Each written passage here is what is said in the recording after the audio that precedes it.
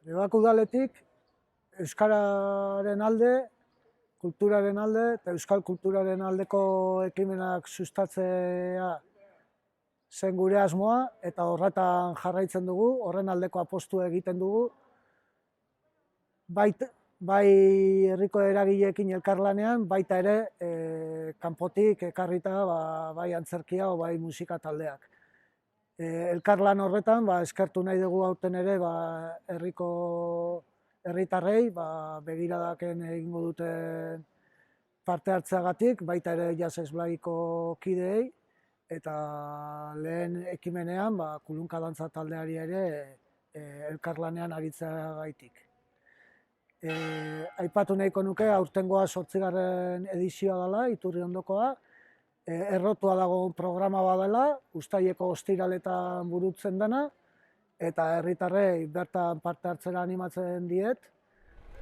Aurtengo Iturriondoanek urtero bezala ekarriko ditu disiplina ezberdinetako kultura ekimenak, tartean dantza, bertsua, literatur, piezak, antzerkia, musika, danatik ekartzen saiatzen geha, pentsatzen dut hortan asmatzen saiatzen geha behintzat, espero dut gozatzea eta ondo pasatzea. Kontuan izan, aurten ekitaldiak Zumardiko Iturriondoan izango diala, bertan jarri dugun karpan, gaueko 10etan, ostiraletan, uztaileko ostiraletan.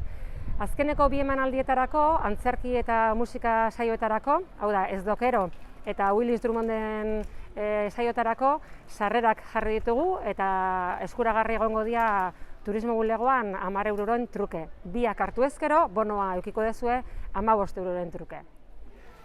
Kulunka dantza taldeak beste urtetan ere Iturriondoan ekimenan parte hartu izan du, baina aurten kolaborazio txiki bat egiten dugu Arineketan emanaldiekin.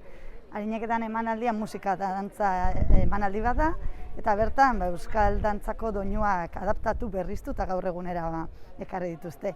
Normalean eta beti Atik dantza konpainiakin egiten dute emanaldi hau, baina aurten Deban, kolaborazio bezala gu ere, kulunka dantza bertan egongo gara. Haupa, aurten kulturantza eta urte txarra izan den hontan, nik uste inoiz baino garrantzitsua dela kultura bultzatzea eta herriko kultura ere bultzatzea. Eta ni Jazz Esblaiko partaide bezala parte hartuko dugu, jaialdia aurten ere ospatuko da, uztailak 7, 10 eta 11 izangoa.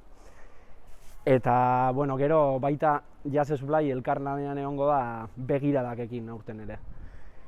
Guztiak animatu kultura kontsumitzea eta bultzada txiki bat emate denen artean.